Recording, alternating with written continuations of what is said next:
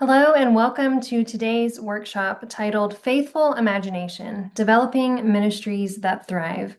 My name is Megan Hatcher, and I am the Senior Director of Ministry Strategies at the Ministry Leadership Center. And I'm really delighted to get to spend a few minutes with you today, walking you through a process that I think will be really helpful and transformational for your ministry, the theological innovation process.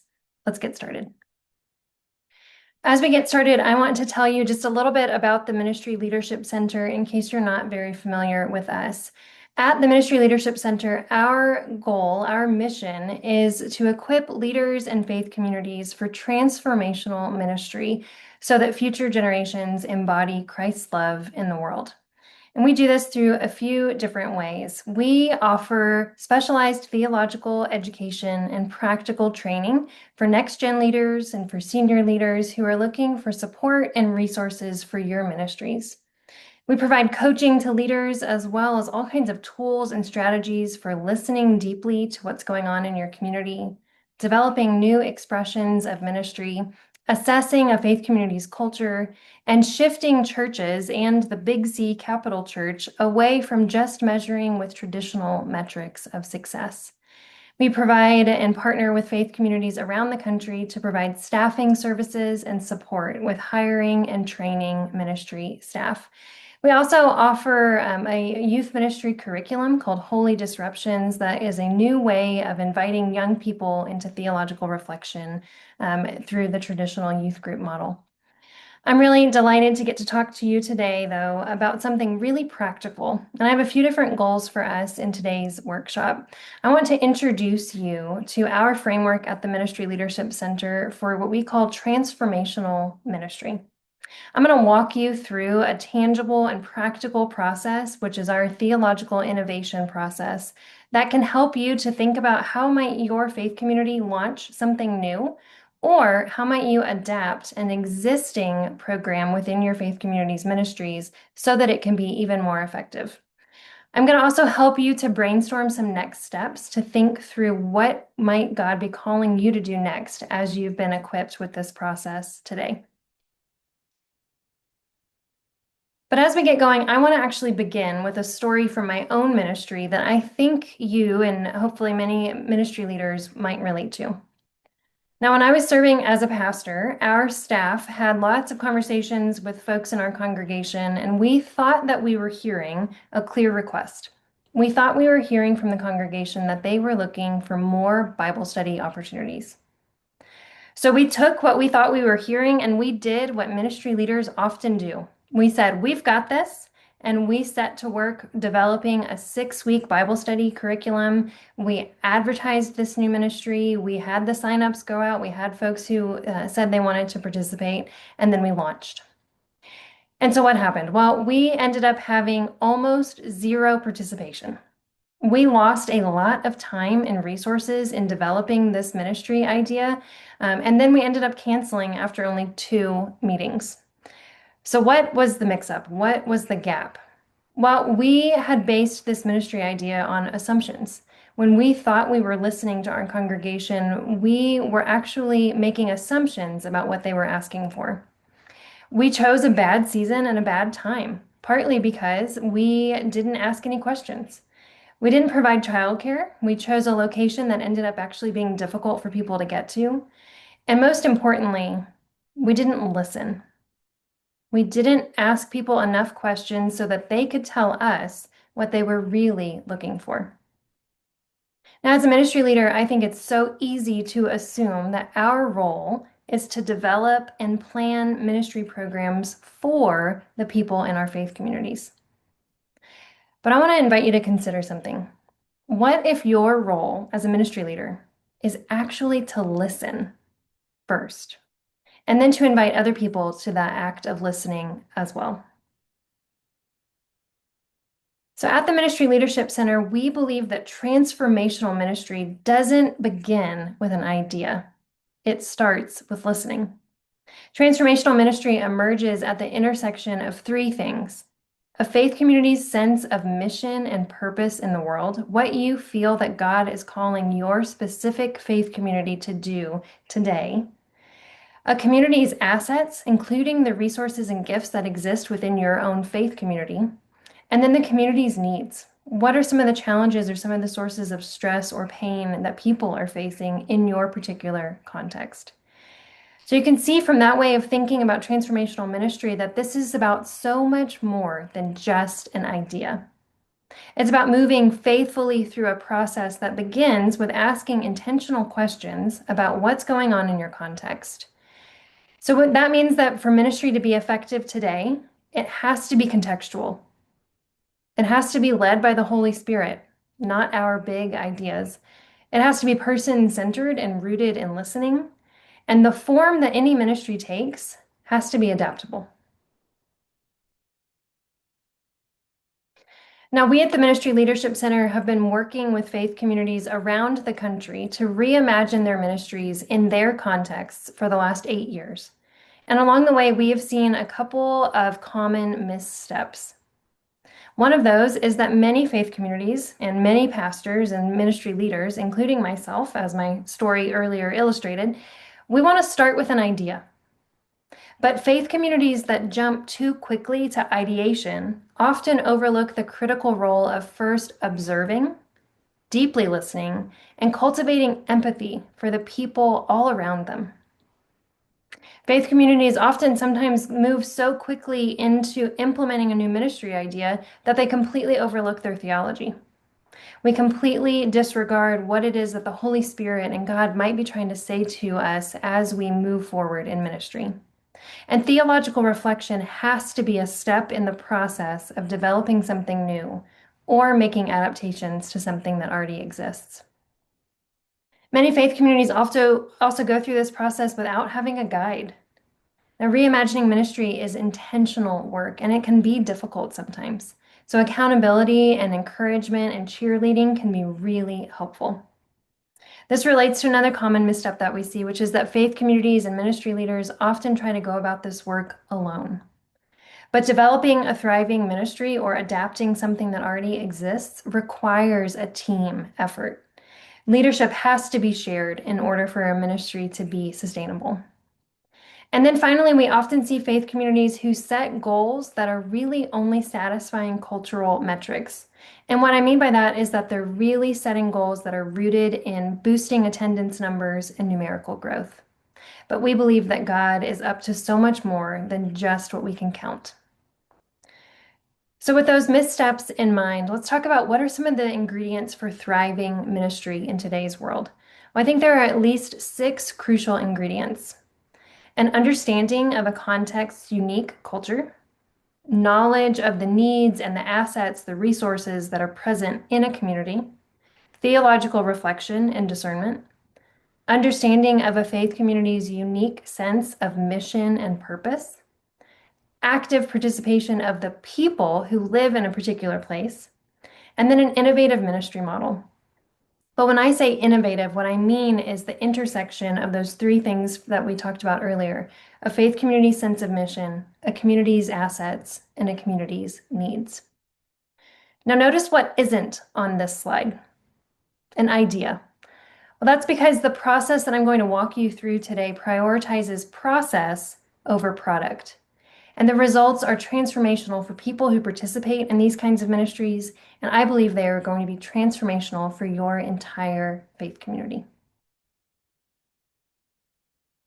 Now let's dive into this process that you can use in your faith community to launch something new or make adaptations to something that already exists. Our theological innovation process is a pathway for ideating, prototyping, and implementing transformational ministries. It combines a few different things from different areas of discipline, which is design thinking, asset-based community development, and the practical theology method. We've taken the best of all 3 of those different disciplines and brought them together in this theological innovation process. The process unfolds in 5 phases, and as we move through each phase in this workshop, there will be an opportunity for you to reflect on some key questions that I invite you to think about related to your particular ministry context, so that you can gain an understanding of how this process would work in your actual ministry. So let's start with phase 1. The theological innovation process begins with phase one, describing. So instead of starting with a big ministry idea, phase one guides a faith community to ask some key questions and to listen to the people in your context. In phase one, we are asking what's going on in the lives of people in our community. And as we do so, we're paying attention to what are the joys and the challenges that people are facing. And then importantly, we're on the lookout for where is God already at work. Now, I know that everyone who's watching this workshop, all of your contexts are different. But something that we know nationwide that is a challenge facing many people across the country is what's being called the epidemic of loneliness. So I'm going to use the epidemic of loneliness as a challenge that's going to be a case study for us to walk through the rest of this theological innovation process. So another key part of phase one describing is looking at what data can show us about people's experiences in a community. So related to this case study of loneliness in America, here are some statistics of what we know about how this is impacting people nationwide. We know that approximately half of US adults report experiencing loneliness, with some of the highest rates among young adults. We know that people are lacking social connection and that can increase their risk of premature death as much as smoking up to 15 cigarettes a day.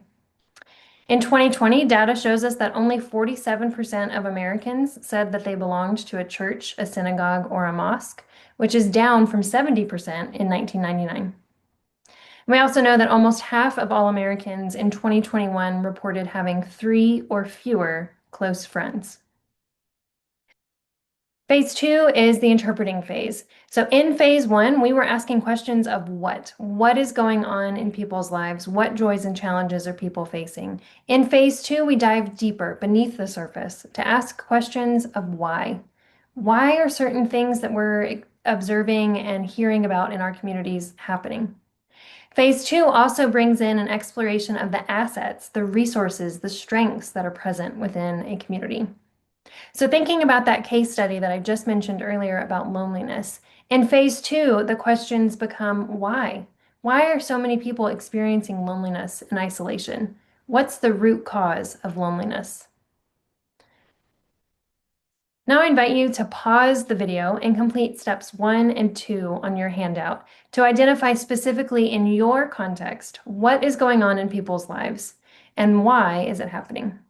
Note that while you're doing this exercise on your own today using this workshop, you're going to need to consult others in your community to ask them what's going on in their lives. How would they identify challenges and joys in your context? This will help you to gain a much fuller picture of what is happening in your community.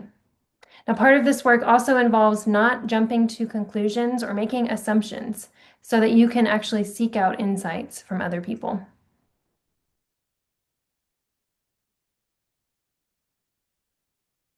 Now, with the insights from phases 1 and 2 in mind, let's move to phase 3. In phase 3, we draw on all of the listening and the information that was gathered in phases 1 and 2 to reflect theologically on what God's perspective might be. We're asking questions like, what do we believe to be true about God and people in our community? And in light of that theology, what do we believe should be happening in our community according to God's desires for people and creation? So for the example case study about loneliness, the phase 3 questions become, what does a faith community's theology have to say specifically about people experiencing loneliness? What might God desire for people instead? What does a faith community's beliefs and values say should be happening in people's lives instead of isolation and loneliness? Now pause the video and complete step 3 on your handout to reflect theologically on what you identified in phases 1 and 2.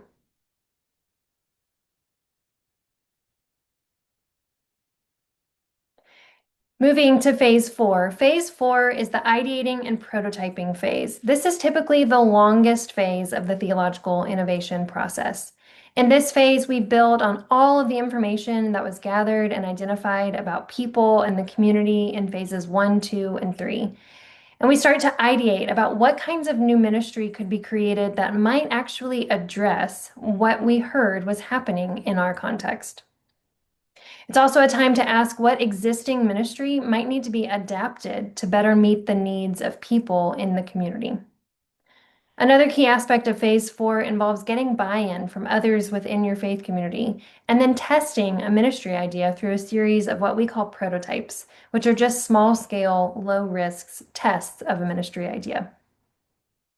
So related to the case study about loneliness, the phase 4 questions become, what could a faith community do that might actually address people's loneliness and lead to transformation in their lives?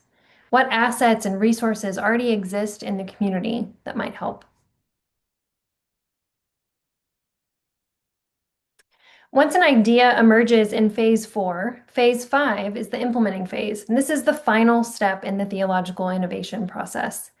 In this phase, we consider how to implement a new ministry or implement an adaptation to an existing program by asking, how will the ministry be implemented on a broader scale? What resources are needed to take the next steps?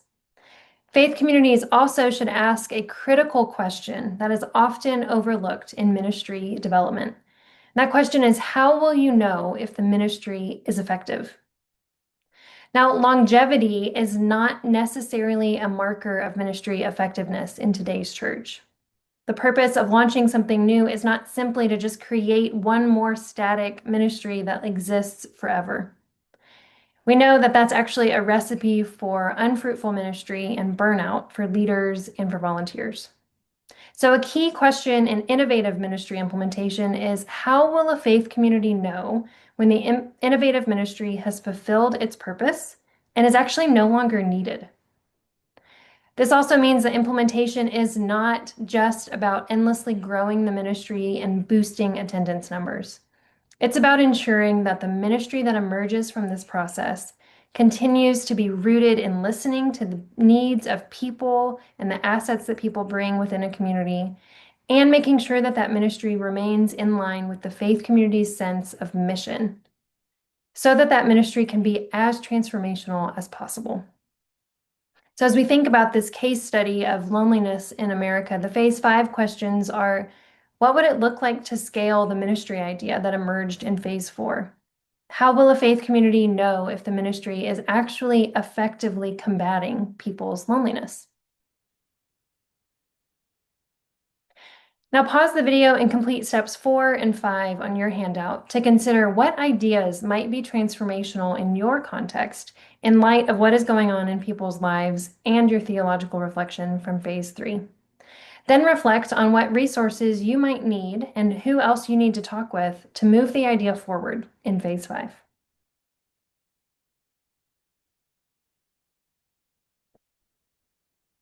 We've just briefly walked through the Ministry Leadership Center's approach to transformational ministry and our theological innovation process. Now you know the key questions for each of the 5 phases, and you're equipped with a new way to approach either launching something new in your ministry or adapting something that already exists so that it can be more effective. Now, unlike starting with a big idea, this process prioritizes listening to the people who are present in your ministry context so that you can minister alongside them in powerfully transformational ways. If you're curious about where this full process might lead your faith community, I would invite you to prayerfully consider learning more about the Ministry Transformation Lab. This is a guided experience that our team offers at the Ministry Leadership Center to guide you and a team of people from your faith community through all 5 phases of the theological innovation process to get to know deeply what is going on in your context, what kinds of ministry ideas might emerge, and how do you move those faithfully forward. I invite you to scan the QR code that's on your screen to set up a free, no pressure, no obligation conversation with our team to learn more. You can also get in touch with us anytime by emailing leadforward@ministryleadership.org and visiting our website at ministryleadership.org. As I close today, know that our team is praying for you in the ministry that you lead. Know that I am with you in both the joys and the challenges of ministry in today's church. I'm praying that God uses this theological innovation process to bring new life into the ministry that you lead. Thank you for joining me today.